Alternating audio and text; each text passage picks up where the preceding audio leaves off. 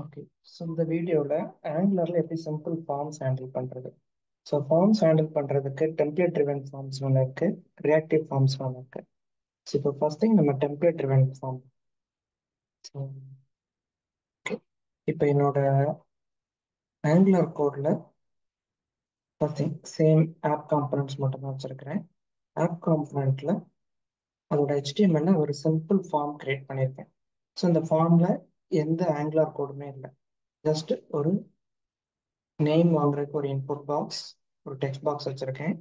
அப்புறம் ஜெண்டர் வாங்குறதுக்கு ஒரு ரேடியோ பட்டன் எழுதியிருக்கேன். அதுக்கப்புறம் சிட்டி செலக்ட் பண்ணுறதுக்காக ஒரு செலக்ட் பாக்ஸ், அதுக்கப்புறம் ஒரு இமெயில் ஐடி இன்புட் வாங்கணும். ஸோ அதுக்கப்புறம் சப்மிட் பட்டன். ஸோ இதில் வந்து எந்த வித ஆங்குலர் கோட்ஸுமே இல்லை. ஸோ அதேமாதிரி டைப் ஸ்கிரிப்ட்ஸில் என்ன பண்ணியிருக்கிறேன்னா, ஸோ இதை மட்டும் பாருங்க. ஸோ ஜஸ்ட் நான் இன்புட்ஸ் வாங்கி நான் ஸ்டோர் பண்ணுறதுக்காக யூசர்னு ஒரு வேரியபிள் டிக்ளேர் பண்ணியிருக்கேன். அந்த யூசர் வேரியபிளுக்குள்ள name, gender, city and email ID. எனிங்கிறது இட்ஸ் ஒரு டைப். நம்ம வந்து ஸ்ட்ரிங், இன்ட் இந்த மாதிரி கொடுக்கறதால இப்போ ஒரு மிக்சர் டைப்ஸ் வருது. ஸோ அதோட டைப்ஸ் நமக்கு ஃபர்ஸ்டே தெரியாது, அதனால எனின்னு கொடுத்துக்கலாம். ஸோ ப்ரோக்ராமிங் கொஞ்சம் அட்வான்ஸ்டாக எழுதும்போது இதில் ஸ்பெசிஃபிக்காக நீங்கள் என்டிட்டிஸ் கிரியேட் பண்ணிட்டு யூசர் என்டிட்டி இந்த மாதிரி ஏதாவது ஸ்பெசிஃபிக்காக கொடுக்கலாம். இப்போ இனிஷியல் ஸ்டேஜஸில் ஜஸ்ட் ஒரு எனி இட்ஸ் ஒரு ஜேசன் ஆப்ஜெக்ட் அதுதான் நான் மட்டும் கிரியேட் பண்ணியிருக்கேன். இப்போ இங்கே இதில் ஆங்குலரோட டெம்ப்ளேட் ட்ரிவன் ஃபார்ம்ஸை மாற்றணும்னா ஃபர்ஸ்ட் திங், ஓகே, இந்த ஃபார்மை சப்மிட் பண்ணும்போது ஓகே எனக்கு ஒரு சப்மிட் பட்டன் இருக்கு. ஸோ இந்த சப்மிட் பட்டன் நம்ம கிளிக் பண்ணலாம். அது எப்போவுமே என்ன ஆகும்னா இங்கே வந்து ஒரு ஆங்குலரோட ஈவெண்ட். ஸோ ஜென்ரலாக வந்து ஆன் சப்மிட் ட்ரிகர் ஆகும். பட் இப்போ இந்த ஆன் சப்மிட் வந்து டைரெக்டாக ஒரு சர்வர் சைட் ஏபிஐ காலாக ஜென்ரேட் ஆயிரும். ஸோ அதை அவாய்ட் பண்ணுறதுக்கு இவங்க என்ன பண்ணியிருப்பாங்கன்னா எம்ஜி சப்மிட்னு சொல்லிட்டு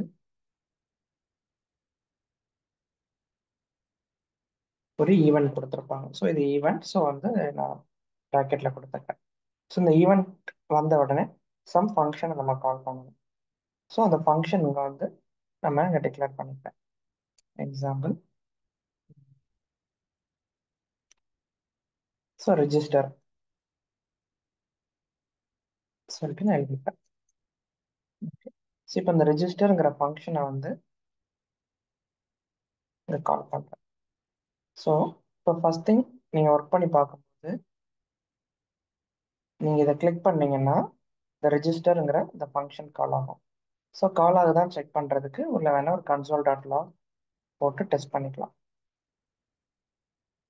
ஸோ ஜஸ்ட் ஒரு டீபக்கிங்காக.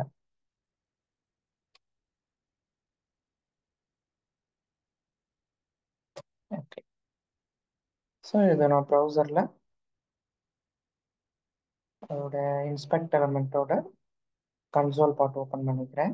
ஸோ இப்போ நம்ம இது சும்மா ஜஸ்ட் இந்த ரெஜிஸ்டர் பட்டனை கிளிக் பண்ணுறேன். எஸ், இது கால் ஆகுது. ஸோ நான் இதோட கிளிக் பண்ணுறேன். 2 டைம்ஸ் கால் ஆகிருக்கு. So third time. So click பண்ண கால் ஆகுது. ஸோ இப்போ வந்து பட்டன் கிளிக் பண்ணால் அந்த ஃபார்ம் இனிஷியேட் ஆகுது. அந்த ஃபார்ம் இனிஷியேட் ஆனோடனே அந்த ஃபங்க்ஷன் வந்து இன்வோக் ஆயிருக்கு. ஸோ இது வரைக்கும் கிளியராக இருக்கு. இப்போ நெக்ஸ்ட் திங், இதோட டேட்டாஸை நம்ம எடுத்துகிட்டு வரணும். இதோட டேட்டாஸை எடுத்துகிட்டு வர்றதா இருந்தால் ஓகே, இங்கே இருக்கிற எல்லா இன்புட்ஸ் எலமெண்ட்ஸும் ஃபர்ஸ்ட் ஆங்குலருக்கு தெரியாது. ஸோ எது செலக்ட் பாக்ஸ், எது இன்புட் பாக்ஸ், சம்டைம்ஸ் சில டிசைன்ஸ்ல நம்ம ஸ்பேன்ல வேல்யூஸை ஸ்டோர் பண்ணி வைப்போம். அதனால அதை ரெகக்னைஸ் பண்ணுறதுக்காக இவங்க என்ன சொல்லியிருப்பாங்கன்னா என்ஜி மாடல்ங்கிற ஒரு ஆட்ரிபியூட்டை உங்களுக்கு எல்லா இன்புட் எலமெண்ட்ஸையும் ஆட் பண்ண சொல்லியிருப்பாங்க. ஸோ கொடுத்து அதோட நேம். ஸோ நான் இப்போ இங்கே என்ன பண்ணணும், ng model equal to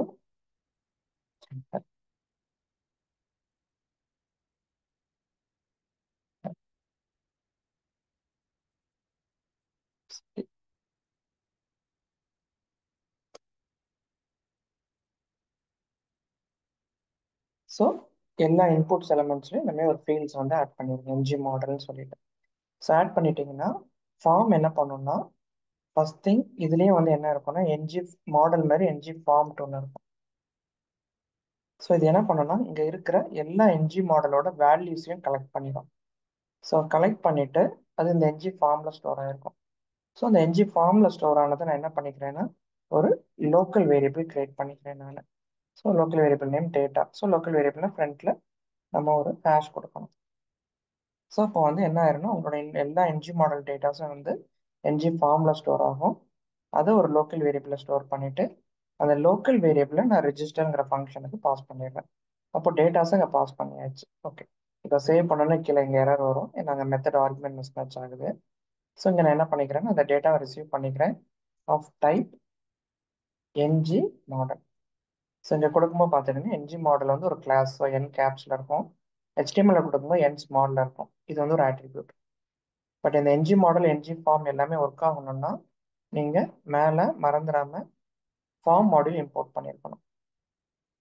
so கீழே சம் எரர்ஸ் வருது.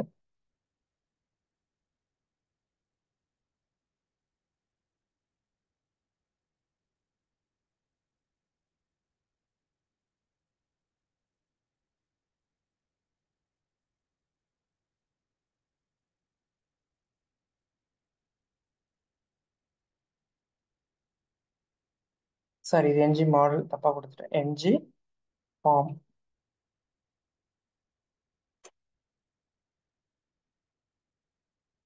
ஓகே, ஸோ அந்த என்ஜி ஃபார்ம் டேட்டாஸ் இங்கே வந்துடுது. இப்போ இதில் என்ன டேட்டாஸ் வந்திருக்குங்கிறத நான் இன்னொரு கன்சோல் டாட் லாகில் பிரிண்ட் பண்ணி காட்டுறேன்.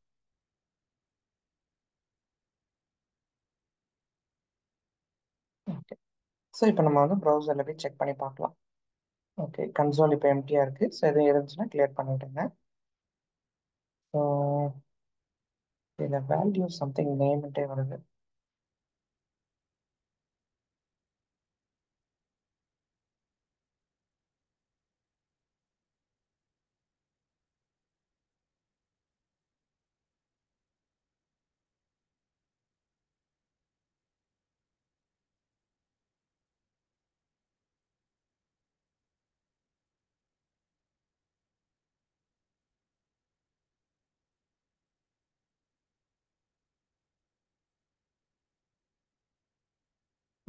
ரெண்டு அட்ரிபியூட் இருந்ததுனால எல்லாம் டூப்ளிகேட்ஸ் ஆகுது.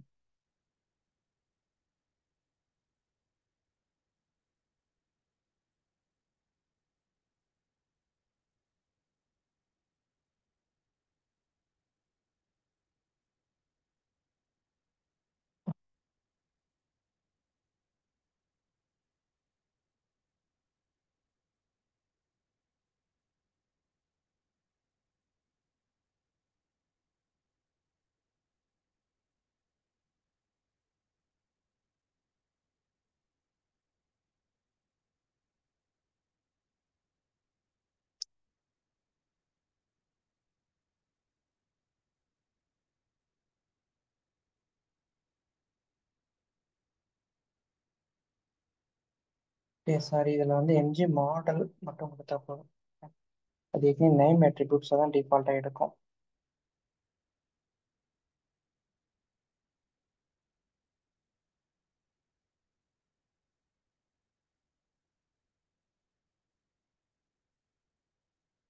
ஓகே, ஸோ வெறும் என்ஜி மாடல் மட்டும் கொடுத்தா போதும், வேறு எதுவும் கொடுக்க வேண்டாம்.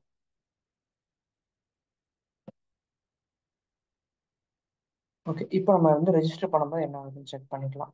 ஸோ நான் என்னோட நேம், ஜெண்டர், சம் இது மெயில் ஐடி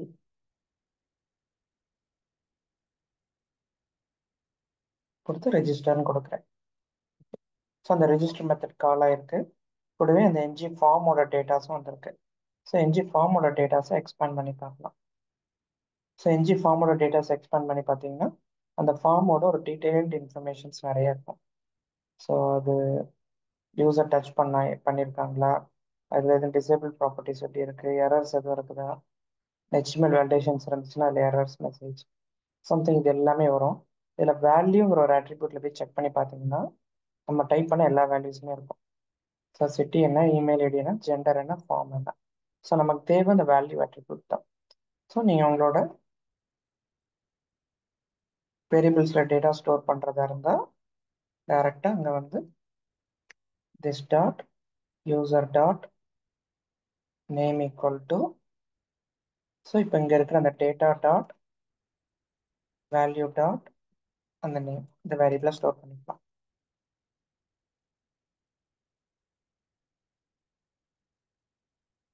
So gender.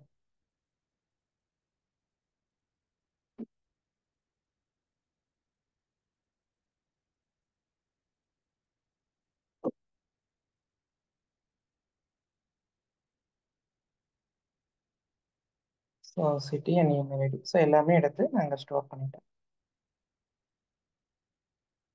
இப்போ நான் வந்து இதில் ஸ்டோர் பண்ண வேல்யூஸை திரும்ப நான் ப்ரௌசரில் சம் ப்ரிவ்யூ காட்டணும்.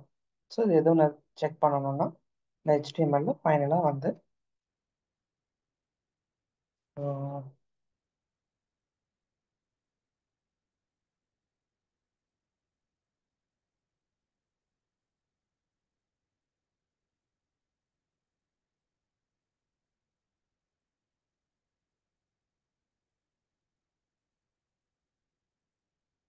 ஓகே. ஸோ என்னோட ப்ரிவியூவில் வந்து நான் என்னோட நேமை டிஸ்பிளே பண்ணணும். ஸோ நம்ம ஸ்ட்ரிங் இன்டர்போலேஷன் யூஸ் பண்ணி யூசர் டாட். ஸோ நம்ம அங்கே இருக்கிற வேரியபிள்ஸை அப்படிங்க பிரிண்ட் பண்ணலாம்.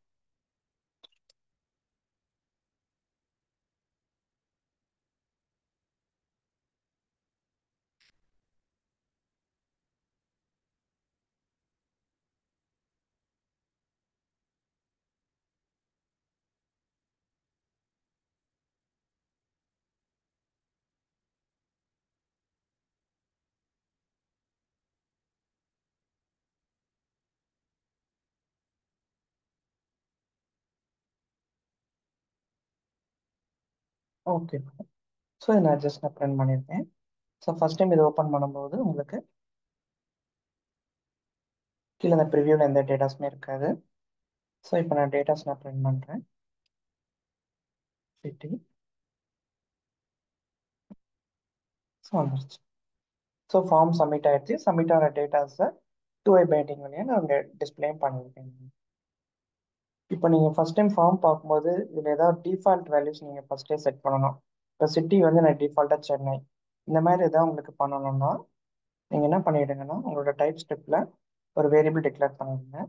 ஸோ இந்த வேரியபிளை எடுத்து அப்படியே உங்களோட என்ஜி மாடல். ஸோ நம்ம அந்த ப்ராப்பர்ட்டி பைண்டிங் இதுக்கும் ஒர்க் ஆகும். ஸோ நான் வந்து இந்த செலக்ட் பாக்ஸில் செட் பண்ணுறதா இருந்தால் என்ஜி மாடலை நான் வந்து ஸ்கொயர் ப்ராக்கெட்டில் போட்டுட்டு ஈக்குவல் டு அந்த சிட்டிங்கிற அந்த வேரியபிள் அங்கே கொடுத்துருங்க. அப்போ என்ன பண்ணிடணும், அந்த சிட்டிங்கிற வேரியபிள் எடுத்து இதில் அசைன் பண்ணிடும். ஸோ அப்போ அதில் வந்து சிட்டிங்கிற வேரியபிளில் சென்னை இருக்குது. இப்போ நீங்கள் செக் பண்ணி பார்த்தீங்கன்னா ஃபஸ்ட் டைம் ரெஃப்ரெஷ் பண்ணும்போது இதில் டிஃபால்ட்டாக சென்னைங்கிறது லோட் ஆகிருக்கும். நான் வேறு ஏதாவது ஒன்று சூஸ் பண்ணிக்கிறேன். இப்போ ரெஃப்ரெஷ் பண்ணி பார்த்தாலும் டிஃபால்ட்டாக சென்னை வரும். ஸோ இது வந்து உங்களுக்கு எதாவது டிஃபால்ட் வேல்யூஸ் பைண்ட் பண்ணணும்னாலும் இது எப்படி யூஸ் பண்ணிக்கலாம். ஸோ என்ஜி மாடலில் வந்து நீங்கள் நார்மல் ப்ராப்பர்ட்டியாகவும் கொடுக்கலாம், ஒரு ப்ராப்பர்ட்டி பைண்டிங்கில் யூஸ் பண்ணிக்கலாம். ஸோ இதை நீங்கள் டூ-வே பைண்டிங் இதுக்கு முன்னாடி பார்த்துருந்த டூ-வே பைண்டிங் கான்செப்ட்லையும் யூஸ் பண்ணிக்கலாம். ஸோ என்ஜி மாடல் நீங்கள் எப்படி வேணாலும் இதை யூஸ் பண்ணிக்கலாம். So okay. சரி, ஓகே, தேங்க்யூ.